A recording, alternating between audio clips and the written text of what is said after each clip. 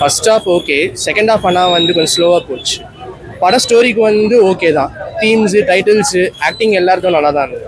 Overall ஒரு ஃபேமிலியோட watchable தான் இது. ஓவரால் ஒரு டீசென்ட் மூவி தான். செகண்ட் ஹாஃபில் வந்து அந்த ஒரு சில சீன்ஸ் லேக் ஆச்சு, எங்கன்னு தெரியாது. ஆனால் வந்து செகண்ட் ஹாஃப் கொஞ்சம் லேக் ஆகிற மாதிரி இருக்கும். ஃபர்ஸ்ட் ஹாஃபில் வந்து படம் இன்ட்ரெஸ்டிங்காக இருந்தது. செகண்ட் ஹாஃப் வந்து ஆனால் ப்ரெடிக்டபிளாக பண்ணிடுறாங்க. அவ்வளோ சாங்ஸ்லாம் வந்து அவ்வளோன்னு சொல்ல முடியாது. தீம்ஸ் கொஞ்சம் டீசெண்டாக இருந்தது இந்த படம். அவனோட ஸ்டோரிக்கும் அதுக்கும் ரேட்டிங் வந்து 8.5 கொடுக்கப்படும். படம் நல்லா இருக்கு. எதிர்பார்ப்புல நல்லா தான் இருக்கு. நல்லா இருக்குங்க.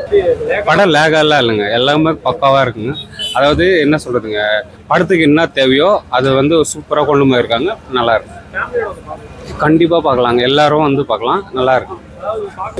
அதாவது படத்தோட கான்செப்டே அதுதான். எப்படி படம் பார்த்தீங்கன்னா உங்களுக்கே புரியும். சரிங்க, சாங்ஸ்னா அதான் படத்துக்கு ஏற்ற மாதிரி இது படம். அதாவது ஸ்டோரிக்கு என்ன கான்செப்டோ மியூசிக்கோ எல்லாமே பக்காவாக பண்ணியிருக்காங்க. ரேட்டிங் பார்த்தீங்கன்னா அதை தான் சொல்கிறேன்ல, இது ஹிட் ஆக வேண்டிய படம், கண்டிப்பாக எல்லாரும் பார்க்கணும். நெகட்டிவ் எல்லாம் இல்லை, இப்போ எல்லாம் நல்லா தான் இருக்கு. ஓகேங்களா, தேங்க்யூ.